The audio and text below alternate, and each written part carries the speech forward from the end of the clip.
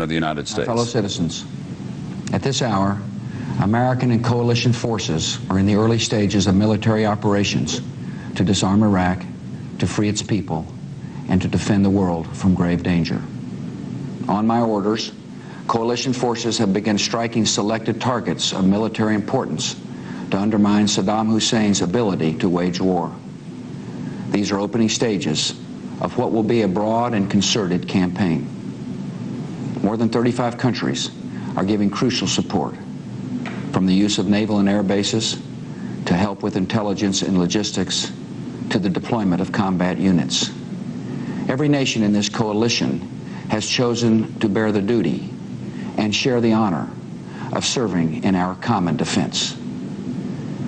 To all the men and women of the United States Armed Forces now in the Middle East, the peace of a troubled world and the hopes of an oppressed people now depend on you. That trust is well placed. The enemies you confront will come to know your skill and bravery. The people you liberate will witness the honorable and decent spirit of the American military. In this conflict, America faces an enemy who has no regard for conventions of war or rules of morality.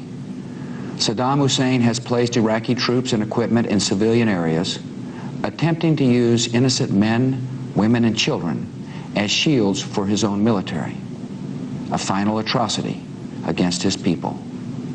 I want Americans and all the world to know that coalition forces will make every effort to spare innocent civilians from harm. A campaign on the harsh terrain of a nation as large as California could be longer and more difficult than some predict. And helping Iraqis achieve a united, stable, and free country will require our sustained commitment. We come to Iraq with respect for its citizens, for their great civilization, and for the religious faiths they practice. We have no ambition in Iraq except to remove a threat and restore control of that country to its own people. I know that the families of our military are praying that all those who serve will return safely and soon. Millions of Americans are praying with you for the safety of your loved ones and for the protection of the innocent. For your sacrifice, you have the gratitude and respect of the American people. And you can know that our forces will be coming home as soon as their work is done.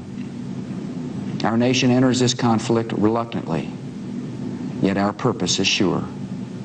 The people of the United States and our friends and allies will not live at the mercy of an outlaw regime that threatens the peace with weapons of mass murder. We will meet that threat now with our Army, Air Force, Navy, Coast Guard, and Marines, so that we do not have to meet it later with armies of firefighters and police and doctors on the streets of our cities. Now that conflict has come, the only way to limit its duration is to apply decisive force. And I assure you, this will not be a campaign of half measures, and we will accept no outcome but victory. My fellow citizens, the dangers to our country and the world will be overcome. We will pass through this time of peril and carry on the work of peace. We will defend our freedom. We will bring freedom to others, and we will prevail. May God bless our country and all who defend her.